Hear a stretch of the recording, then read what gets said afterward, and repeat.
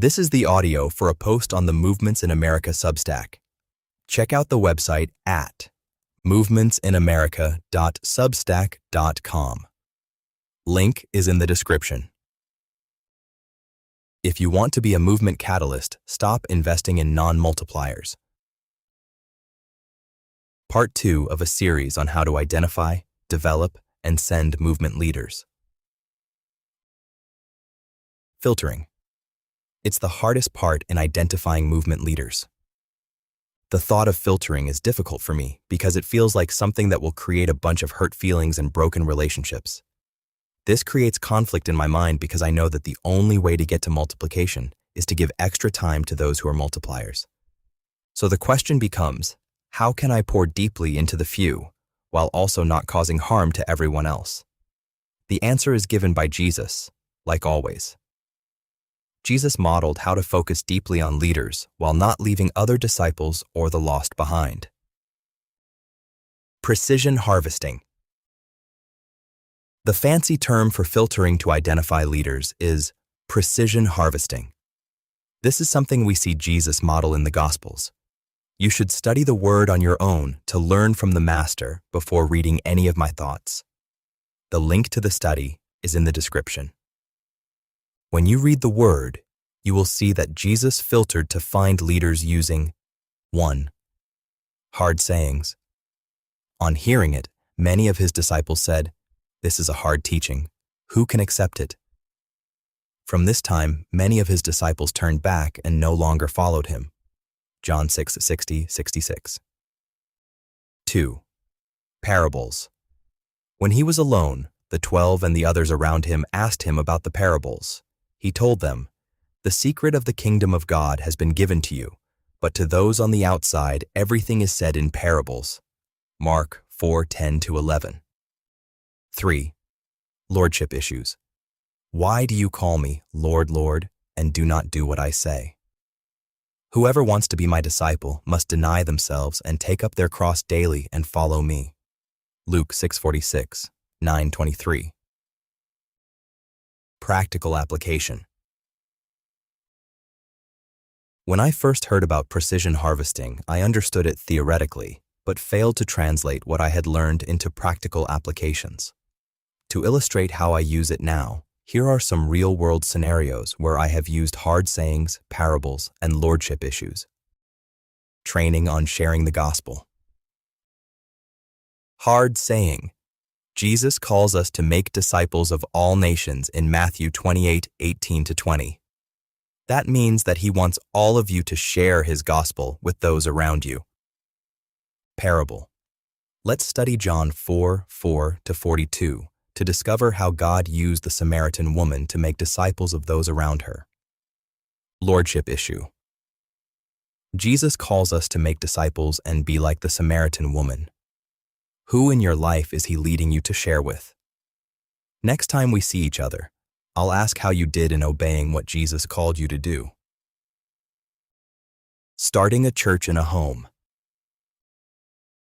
This scenario comes after several weeks of meeting with a group, praying, studying the Word, and generally seeking the Lord together. Parable. Let's study Acts 2:37-47 to discover what the early church did. Hard saying. Can we do these same activities that the Acts 2 church did right here in our home? Or do we have to meet in a building? What's stopping us from calling ourselves a church right here? Lordship issues. Are we willing to commit to following Jesus together as the church? Finding elders. Even though the emphasis in this post is on finding multiplying leaders, precision harvesting can be used to find all types of leaders, and all types of leaders are needed in a church planting movement. In this scenario, I started a church but need to move on to start another one elsewhere. I'm trying to identify elders to shepherd and teach the church long-term. Hard sayings. We see in Acts 14:23 that Paul and Barnabas appointed elders to continue leading the churches that they started. They went on to start more churches in other areas. I feel led to go start more churches like Paul and Barnabas, so I think we are at the point where we need to appoint some elders. Parables. Let's study 1 Timothy 3:1-7 to discover who an elder should be and what they should do. Lordship issues. Are we ready to follow the pattern from the Word and appoint elders? Who is God raising up to be an elder of this church? Getting fooled by early faithfulness. I'm an all-gas, no-brakes type of guy. This can be good, but when I first started learning to multiply disciples in churches like Jesus, it caused me problems. I was too naive to know how to use my energy in the right places. Back then, when I saw someone being faithful to share the gospel, I went all in with the relationship and treated that person like they were going to be a multiplier. I trained them on how to disciple new believers and study the Word with their lost friends. They loved the teaching, but after a few weeks, I realized they never applied it. A lot of seed sowers never wanted to follow up with the people they shared the gospel with. They wanted to catch the fish, but let someone else clean it. These relationships became very awkward very quickly. I was training and pushing them to do something they didn't really want to do. I could feel the frustration from both sides. When I saw that I had overcommitted, I knew that I would need to give less time to these people. It was uncomfortable to back out of these relationships I had committed to. This same situation has come up in various ways in ministry. Some folks were willing to follow up and disciple new believers, but were unwilling to start a church. Even fewer were willing to start a church in their home. An even smaller group of disciples were willing to identify the disciple makers in their church to invest in deeply. I needed to stop letting early faithfulness fool me into thinking that everyone was going to be a multiplier. I had to start applying precision harvesting at every stage of ministry.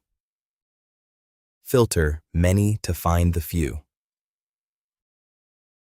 Jesus went through every town and village in Galilee preaching the gospel, Matthew 9:35.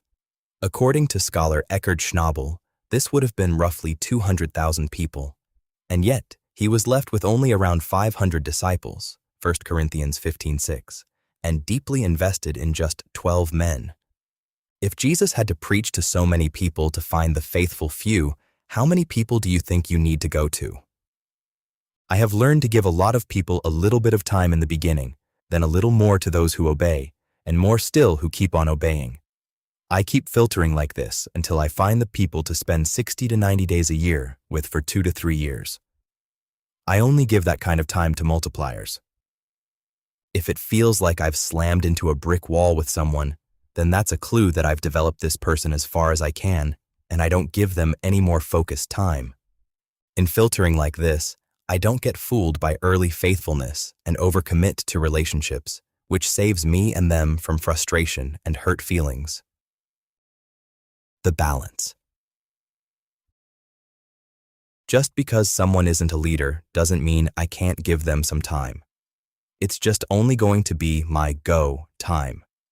Any disciple is able to be a part of my church where I can fellowship with them and we can grow together. Anybody can come to a game night, a prayer and worship night, or run an errand with me. These are all activities that are already in my schedule. I'm not carving out extra time for them. In this way, I can still have relationships with non-believers, believers, and leaders all at once. It is a balance that Jesus models, and I try to emulate. Ruthless evaluation. To do this well, you have to ignore your personal feelings and ruthlessly evaluate what people are doing. You cannot invest in people based on their potential, but on their actions. This can be tricky to identify, so in the next post in this series, we will dive into what it means for someone to be faithful, available, and teachable. Thanks for listening. Be sure to pick up my book, Movements in America, on Amazon and Audible if you want to learn more about how God is multiplying disciples in churches around the United States. The link is in the description. Subscribe to this podcast and my Substack to stay up to date with my latest posts. One of the best ways to support this work is by leaving a 5-star review of this podcast. Thank you for the help.